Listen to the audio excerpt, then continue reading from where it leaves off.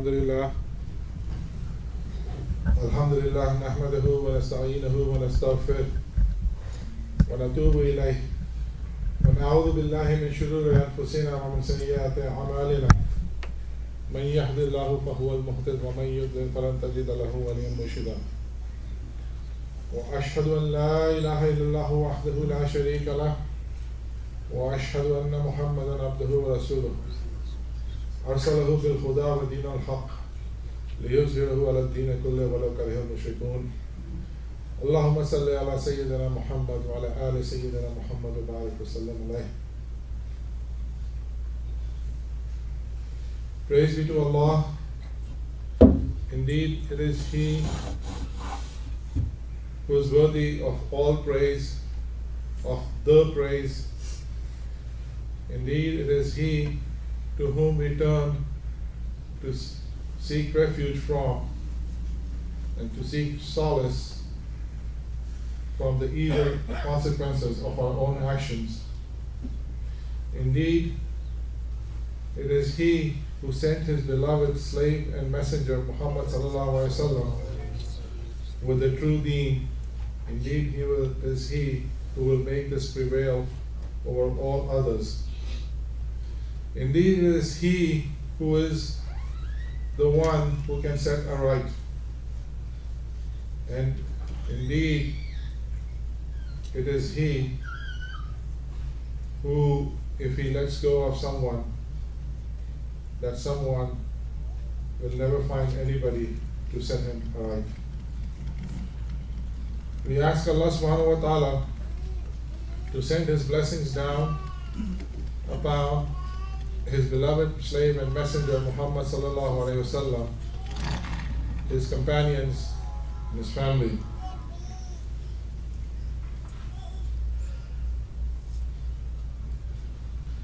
قال الله تعالى كما ولدتم في سورة الطه بعد أعوذ بالله من الشيطان الرجيم بسم الله الرحمن الرحيم فتعالى الله الملك الحق ولا تجعل بالقرآن من قبل أن يهدى إليك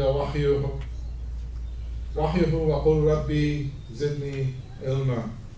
صدق الله العظيم.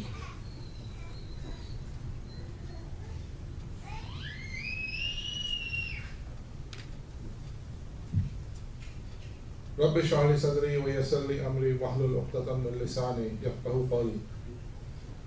اللهم ارنا حقا حقا وارزقنا اتباعه وارنا باطلا باطلا وارزقنا اجتنابه. اللهم ارني حقيقة الاشياء كما هي. اللهم ارنا حقيقة الاشياء كما هي. اللهم نعوذ بك من الكبر.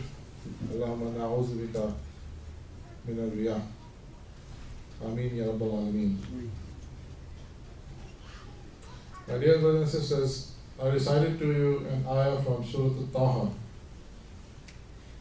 And the rough translation is, know that God, Allah is sublimely exalted, the ultimate sovereign, the ultimate truth. And knowing this, do not approach the Quran hastily. There it has been revealed unto you in full, but always say, Rabbi zidni ilma, O Allah, O my sustainer, let me grow in knowledge.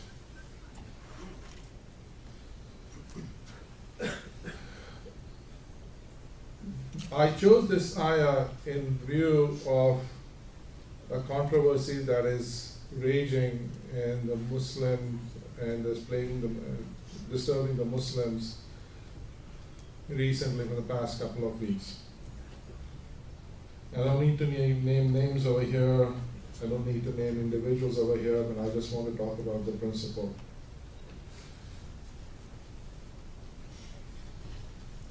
Remember, people are people. And no matter how saintly you may be thinking of someone, it may turn out that he is nothing but human. And no matter how evil you think one is, it may turn out that he is made of saintly stuff. But the controversy raging around is basically of this concept of ilm, alim, and thereby piety and taqwa. The reason I want to talk about this is, if we go back to the Quran uses three terms. And we have to keep those terms when we talk about people and when we talk about scholars. The highest term that the Quran uses in terms of knowledge, information, and so forth is ilm. And whenever you go and you read this particular term, ilm, you will see that whenever it is being used, it is associated with a very exalted status. It is associated with a very transformative process. It is associated with Anbiya. It is associated with Salihin. It is associated with Shuhada. People who have reformed themselves, people who have attained to the highest states of purity.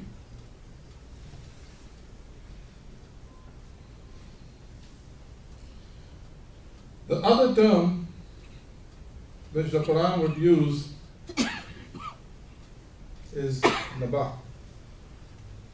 You can translate it as news, you can translate it as authentic information, whatever.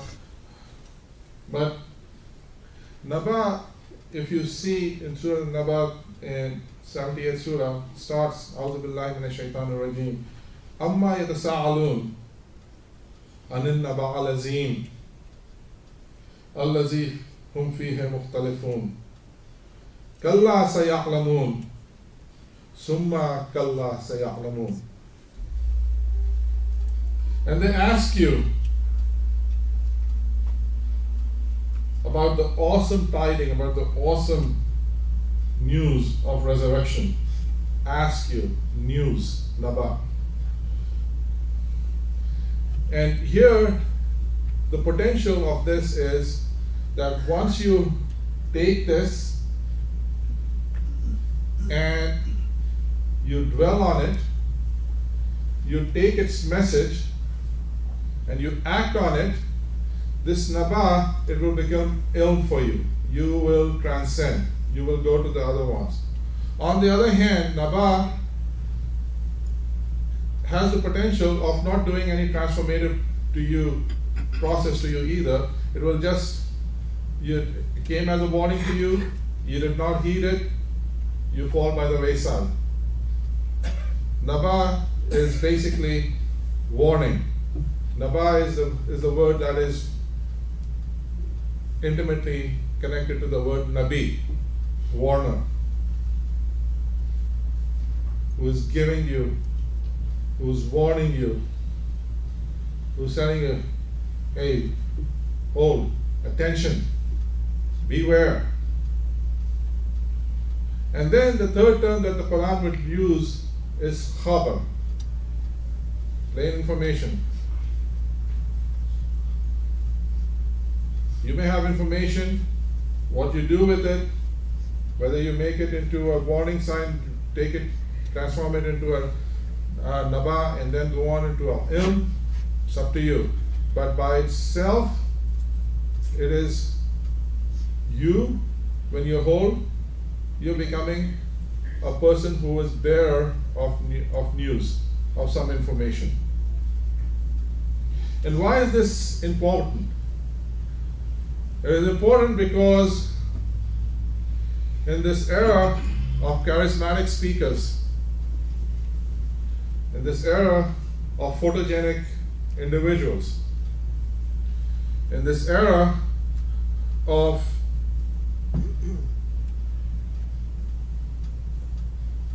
people who are very, very eloquent, we can erase the distinction between these three levels. MashaAllah, that speaker was so great, feel great, what a message. And if you just stick to that, and if you have not progressed from what was delivered by the speaker, and if you've not internalized that, made it into a warning sign for particularly to use to yourself, and from there have not elevated to ilm for yourself, then you're in serious trouble, and I'm in serious trouble if we are there.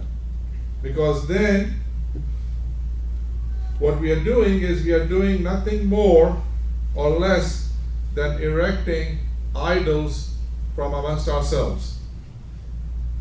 Sheikh so and so, or scholar so and so, or Imam so and so.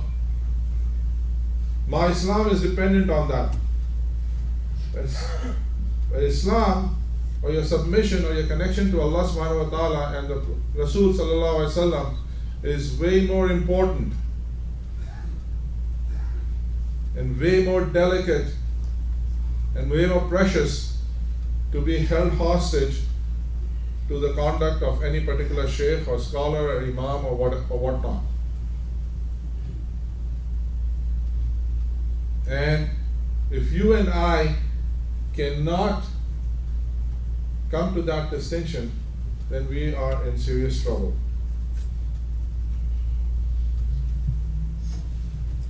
We use the word alim very loosely.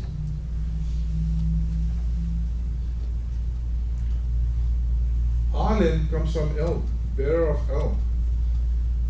It's not just a scholar. If you really want to know if somebody is an alim, you have to basically have spent time with him, intimately with him. And not only should you have an idea of the depth of his knowledge and his thought process and his ability to expound, but also a very good and deep insight into his character, personal character. Because I spent 8 years in Azhar, I may appropriate the title of alim for me, for myself, but I should not be an alim in your eyes, based on my credentials of Azhar or whatever, whatnot. My claim to being an alim in your eyes should be dependent not only about my credentials and understanding of the Quran and Hadith and Sunnah, but also how much of that is reflected in my personal life on a daily basis. And unless you have experienced that and can bear testimony to how am I in my dealings on a one-to-one with you, and with my akhlaq, in my manners, how am I in my dealings with you in matters of business, financial, how am I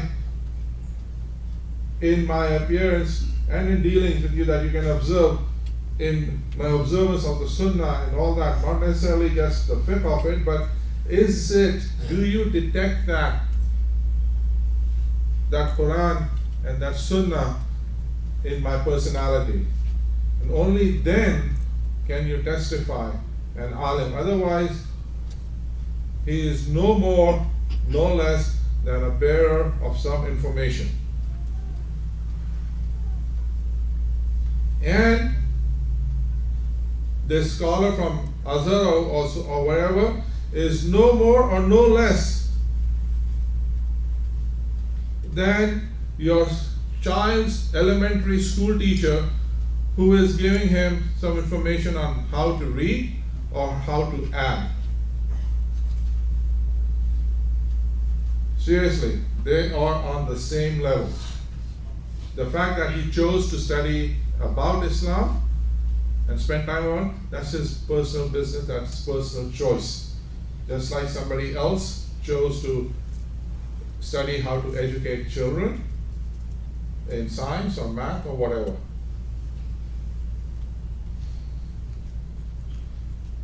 But when you or I lay claim to having a portion of ilm, then the warning that Allah subhanahu wa ta'ala gave to the no less than Muhammad sallallahu alaihi wasallam in Surah Al-Baqarah becomes very much pertinent for us. And then he says, A'udhu billahi minash shaitanir rajim. Bismillahir rahmanir rahim. وَلَن تَرْضَى عَنْكَ الْيَهُودُ وَالنَّصَارَى حَتَّى تَتَّبِعَ مِلَّتَهُمْ قُلْ إِنَّ هُدَى اللَّهِ هُوَ الْهُدَى وَلَئِن اتَّبَعْتَ أَهْوَاءَهُمْ بَعْدَ الَّذِي جَاءَكَ مِنَ الْعِلْمِ مَا لَكَ مِنَ اللَّهِ مِنْ وَلِيٍّ وَلَا نَصِيرٍ صدق الله العظيم. And the Jews and the Christians will never be pleased with you unless you follow their own creeds or you follow their methodologies. Say, behold, Allah's guidance is the only true guidance. And indeed, if you follow their errant views after all the knowledge that has come unto you, you would have none to protect you from Allah and none to bring you succor or solace. So anybody who is laying claim to ilm had better heed this warning that was given to the Rasul sallallahu alaihi wasallam. This is a very, very delicate matter. Imam Ghazali, in his favorite treatise, Ya Ayyuhal Walad, O my dear beloved son, it's written around 1000 Common Era, more than 1000 years ago. He says in his in an advice to his student who has spent 30 years with him and then had written to him saying that, okay, I've spent 30 years with you now, just summarize it for me. And he writes this very short treatise, Ya Ayyuhal Walad, O my beloved son. And in that he counsels, seek out a murshid, seek out a murabbi. And then he says that you have to have these characteristics. He lists those characteristics. And then he goes on to warn. He gives him the odds. He says, the odds are you're not going to find one.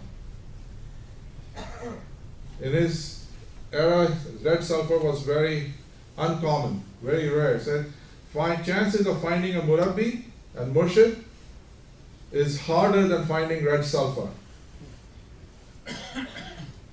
So the question becomes, if this is Imam Ghazali writing more than 1,000 years ago, where the heck are we today? How the heck do we take TV personas with photogenic faces or eloquence and we put them on pedestals and say, well, I'm going to wager my iman on him or him or him or him. May Allah give them the jaza for what they've done and what they're doing. But at the same time, you and I have to have this enough sense and common sense to say, whoa, wait a minute. What I'm seeing is only a 30-minute or a 40-minute clip in front of a camera. How difficult is it for a person to behave for that long? And do I really want to wager my iman, my akhirah, on anybody like that? Point being, you cannot get murabbis and murshids from YouTubes. Period.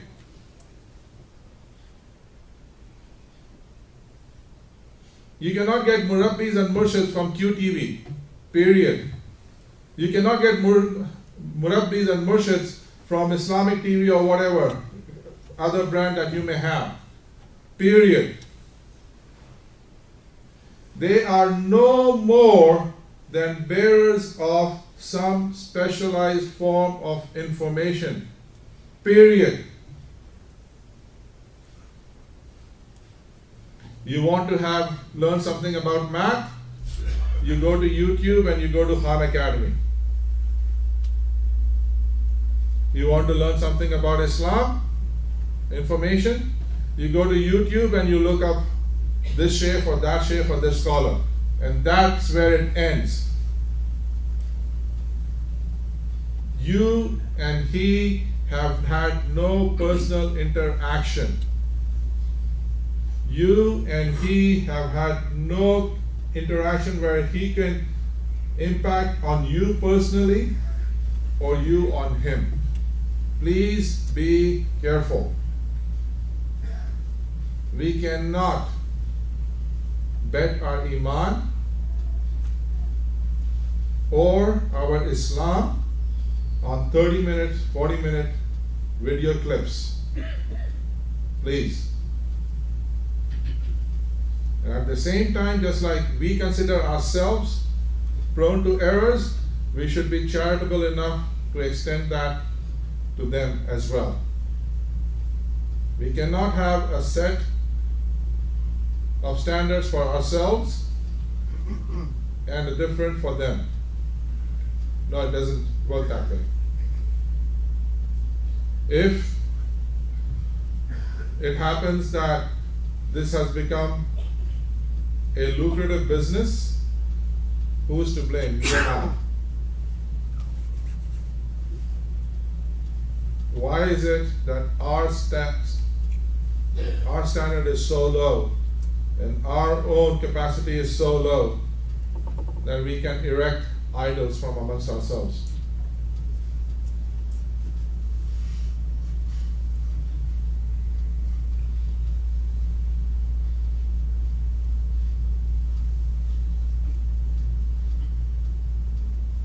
Ali Karamallah Wajhun, when he was dealing with the Khawarij, he said what?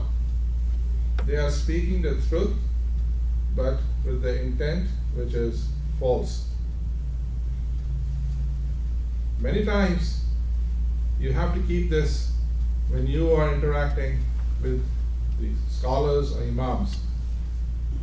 Take what they have to say as a piece of information, and then it's up to you to whether you elevate it to nabah, a warning, and then you elevate it to ilm, which means that you are going through a transformative process.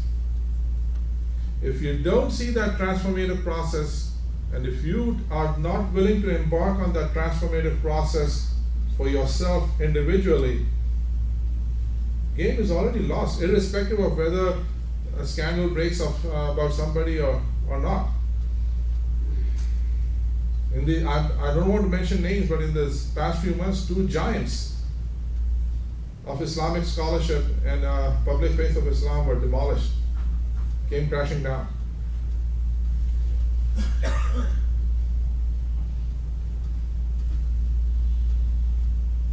And for that, if that has not sunk in, then I'll take you back to the time when the Rasul Sallallahu Alaihi Wasallam had passed, and Umar Radillahu Ta'ala anhu said, whoever says Muhammad Sallallahu Alaihi Wasallam is dead, I'm going to cut his head off. And Abu Bakr Siddiq Radillahu Ta'ala anhu recited this. بعد أعوذ بالله من الشيطان الرجيم بسم الله الرحمن الرحيم وما محمد إلا رسول قد خلت من قبله الرسول أفإن مات أو قتل انقلبتم على أعقابكم ومن ينقلب على عقبيه فلن يضر الله شيئا فسيجزي الله الشاكرين. Allah is asking this question of no one less than Muhammad sallallahu alaihi wasallam. And Muhammad is nothing but a messenger sent to you. And other messengers have passed away before him. So if he dies or is slain, are you going to turn around? Are you going to turn around? But he that turns around does nothing but harm himself. And he cannot harm Allah subhanahu wa ta'ala. And Allah gives in return to those who are grateful. This is Muhammad sallallahu alaihi wasallam, of whom Allah subhanahu wa ta'ala has raised this question. And we are going to stake our Iman and Islam on some TV personalities because we think he speaks well, or he appears well, or he is knowledgeable, which is another thing. Oh, in Islam we have to collect knowledge. No, we don't. In Islam, the purpose of Islam is not to collect knowledge. No. The purpose of Islam is to act, to submit to Allah subhanahu wa ta'ala. And if you only know one thing about submission to Allah subhanahu wa ta'ala, then act on that. Repeatedly. And that's it, between you and Allah. Remember the Bedouin who came to the Prophet sallallahu alaihi wasallam. Muhammad, what is it that you're saying? What do I have to do? Okay. La ilaha illallah Muhammad Rasulullah. Okay, fine, I'll do that. What else? Salah. Okay, I'll do that. What else? Fasting. Okay, I'll do it. Zakah, I'll do it. Hajj, I'll do it. And here, I will do nothing more, nothing less than this. And he leaves. What does the Prophet ﷺ say? If he fulfills this, he is in Jannah. What does the Prophet ﷺ tell Umar radiallahu ta'ala anhu? The things, all that you know, and if you were to neglect spending 10% of it, acting on it, you're going to be in hellfire. There are standards for different people. But the fact remains, there is no knowledge in Islam for the sake of knowledge. Anything which you want to gain, it has to be elevated. Any information that you gain has to be elevated to naba, a warning for yourself, and then ilm, a transformative process for yourself. And there's nobody else who can do it for you. But then the question becomes, where are we going to find the murabbis and murshids? And the answer is in your homes. If your son and your daughter cannot look at you and say that he is my murabbi and my murshid, you've already doomed him. And it is only mercy of Allah subhanahu wa ta'ala that might give him and save him. But the first murshid and murabbi, and the only murshid and murabbi he may ever know, is his father or her father. Think about it. 1,000 years ago, Imam Ghazali is saying, your chances of finding a murshid or murabbi, very, very, very little. And if you and I cannot be that murshid or murabbi for our daughter and our sons, who can? أقول قولي هذا واستغفر الله.